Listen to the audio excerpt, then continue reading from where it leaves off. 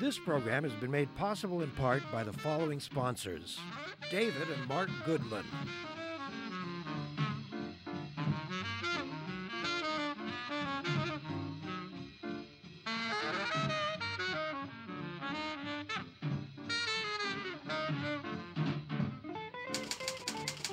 the Vancouver Courier newspaper,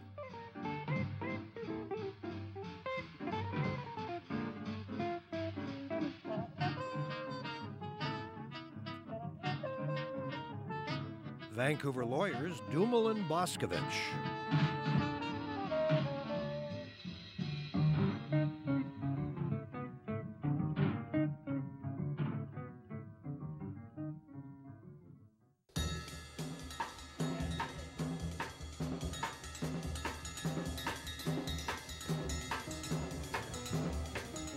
January 28th, 2003. Do you remember where you were? I hope so. It's an important date in Canadian history in terms of Canadian governance, Canadian law and order. That was the day that the RCMP marched into the legislative buildings in Victoria, and not very long thereafter walked down the steps carrying box after box after box of government files.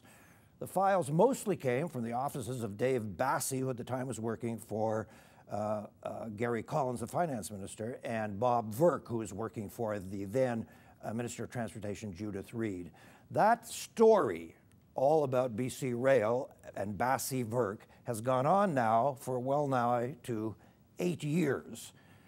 It may still go on. We hope it does, because there are things untold. Let's see if we can find out what really is going on behind this story.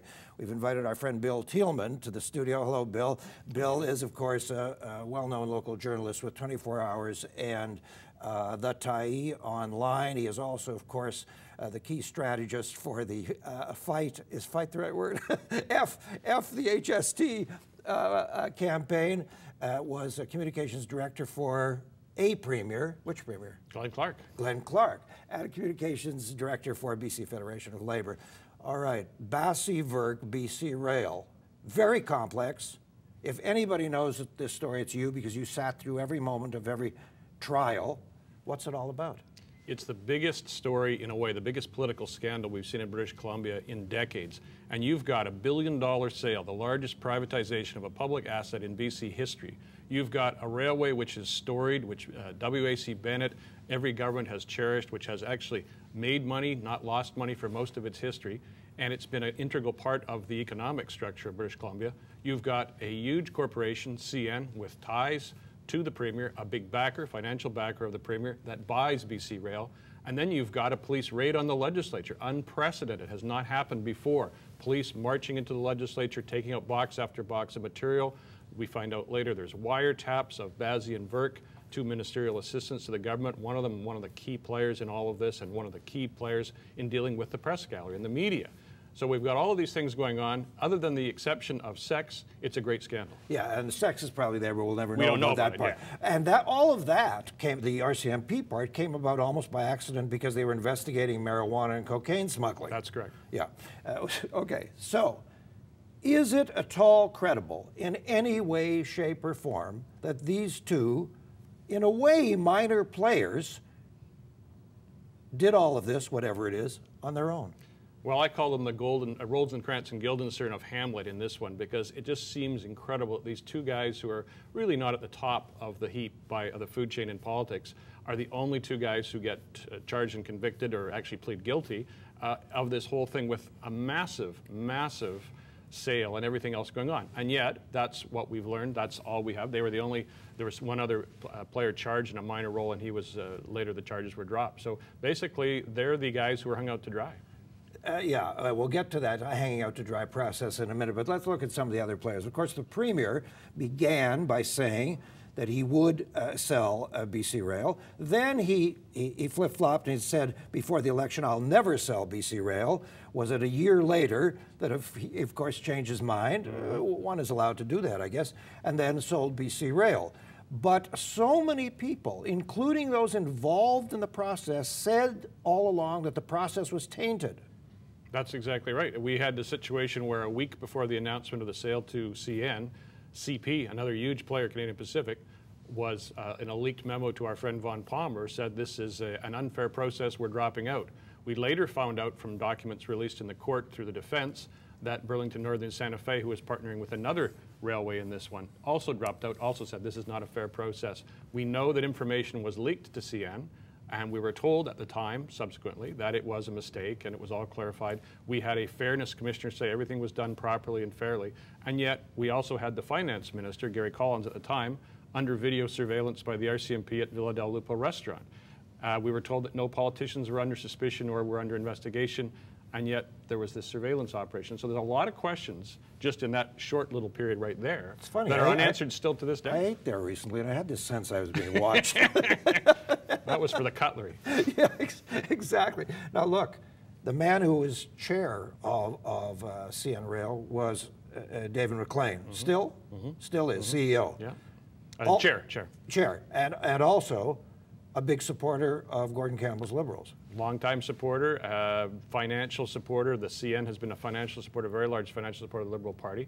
And of course, you know, we can talk about these things. There's only so many buyers for a railway company, so I think all the majors were looking at it at one point or another, and some went into it. But when it came down to the final crunch, there were only two left. Omnitrax, which has the connections to the lobbyists, Eric Boardman, Brian Kieran, Jamie Elmhurst, whose Pilot House Public Affairs was raided also by the police the same day, and CN. And Omnitrax lost, CN won. Yeah, and all of those players are very close to a certain political hopeful that we'll talk about in a moment. Nothing has ever stuck to David McLean, and we don't know that anything ever will. In the same boat, and much more famously, is the name Patrick Kinsella. Now, Patrick Kinsella has worn a number of hats, and the question is, was he wearing several at the same time? Well, certainly he was the chair or co-chair of the 2001 Liberal campaign, the 2005 Liberal campaign. He was working for BC Rail on a very lucrative retainer. $297,000 was paid to Mr. Kinsella over 4 years.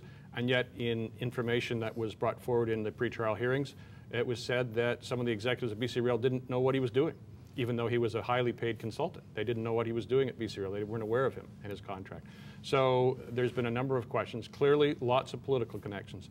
Allegations that he would, again, from the defense, and not proven in court, but made in court, allegations that Mr. Kinsella had basically an open line to Martin Brown, the Premier's Chief of Staff, at any point in time during some of these processes. So all that we know is that he was paid for business advice to BC Rail at that time. But a lot of documents have subsequently been released.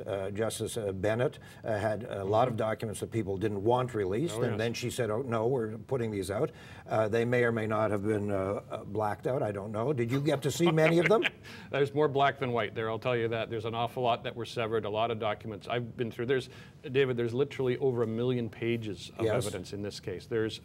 We never even saw the wiretap evidence, which would have been millions of more pages of transcripts. So this is one of the most heavily documented and disclosed cases in Canadian history. And as we speak, even as we speak, just yesterday, I believe, there was a newspaper item that this 1 million pages or more of documents, one group of people were saying, oh, chuck it, the story's over.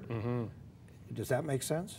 Well, the RCMP have told me directly in an interesting call that I didn't solicit that they will be, the RCMP and the Crown would retain that information for a dozen years. And so if there was a public inquiry, which the NDP and some others are calling for, including myself, the information will be retained. Other people fear that because a lot of emails were destroyed under the BC government's record keeping, that this stuff could just disappear completely and no public inquiry could ever get it back. Now, let's go back to Mr. Kinsella for a moment. Mr. Kinsella, among other things, and again, nobody has accused him of anything. No sticky stuff is clung to him in any way, but his name keeps surfacing. Now, he's backing Christy Clark, as far as we know. Yes, he is. She's admitted that, and as is her brother. Well, you don't have to admit it. It's not like, an element of guilt. No, not at all. But I mean, the question has come up. Bruce Clark, her brother, who was also, his home office was raided by the police at the same time, and according to information, evidence that was presented in the court in the statement of facts after the guilty plea, he was in possession of secret or confidential government information about a second aspect of BC Rail privatization, and that he got it from he got it from David Basi and Bob Virk, and it was found by the RCMP. That was in the statement of facts. But Bill Tieleman, look, you're a political junkie. You've spent your life around politics. I think there's a generic question that belongs here, and that is, you can't, let's say I'm elected, God forbid, premier, I mean, God forbid for the province, that I'm elected premier, I can't suddenly divorce myself from everybody I ever knew. So the fact that a Christy Clark has an ex-husband, a brother, a friend, all kinds of people who were sort of somewhat tainted, sort of by association, that doesn't necessarily mean that Christy Clark has done something untoward. No, and I don't think there's any suggestion that. The question that some people may be asking is, why, if you want to be premier, are you having people on this campaign who would bring up the memories of BC Rail and all the problems around it? Why would you not just say thanks for the help, but see you later? And Christy Clark was deputy premier at the time of the sale. Yeah, key player. Is it credible that she didn't know about any of this? Can you be the deputy premier and not be aware of some of these things going on?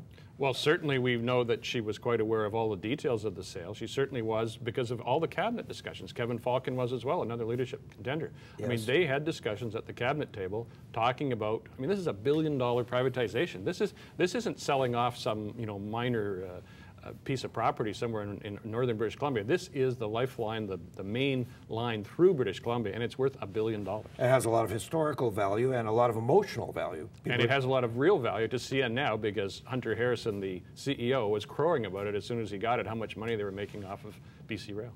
Mazel tov. Congratulations. We'll take a little break. Our guest is Bill Tieleman.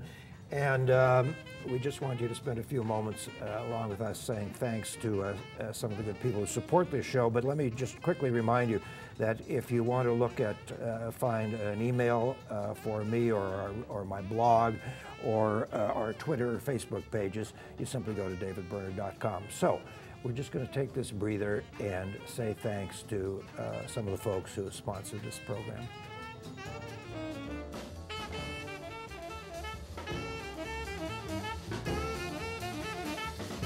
KCM Wealth Management.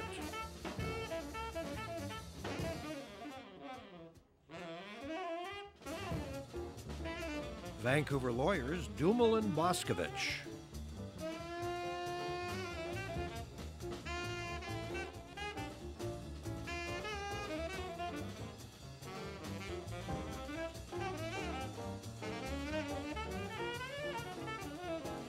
The Vancouver Courier newspaper.